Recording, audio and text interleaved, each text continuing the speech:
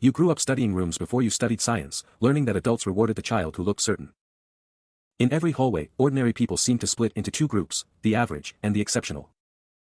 So you wrote down a future where one tiny machine could make fear feel manageable. You didn't want to be smart. You wanted to be undeniable. The first lab was not a breakthrough. It was a room full of pieces that almost looked like one. One red drop became the whole story, because a small symbol was easier to sell than a hard system. You practiced the voice until hesitation sounded like someone else's problem. Then the room leaned forward, and belief started arriving faster than evidence. People did not only fund the device. They funded the feeling that medicine could finally become simple. The first product wasn't the machine. It was your certainty. Headlines turned you into a founder before the machine had learned to be dependable.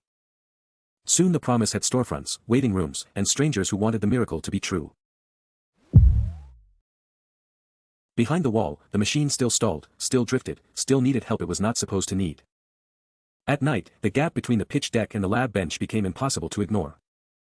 Engineers brought questions, but each question threatened the version of you that everyone had bought. A sample looked clean under the lamp, but the story around it was doing most of the work. A promise can feel real before the world asks it to work. You stopped asking what was working and started asking which answer could survive the next meeting. Dashboards made uncertainty look organized, and organized uncertainty looked close enough to truth.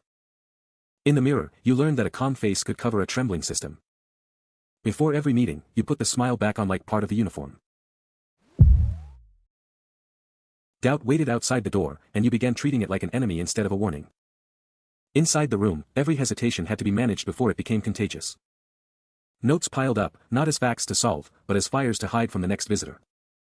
The bigger the promise became, the smaller the room around you felt. Every doubt sounded like an attack because doubt was true. Partners, badges, and panels made the machine look surrounded by authority. Ordinary people waited for answers, never knowing how much of the certainty was theater. When reporters asked plain questions, the old voice had to fight the room itself. In boardrooms, silence changed shape. It no longer sounded respectful. It sounded measured. The stage remained, but the miracle had stepped out of the light.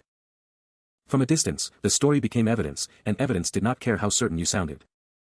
The machine sat quiet, surrounded by the rooms that had spoken for it.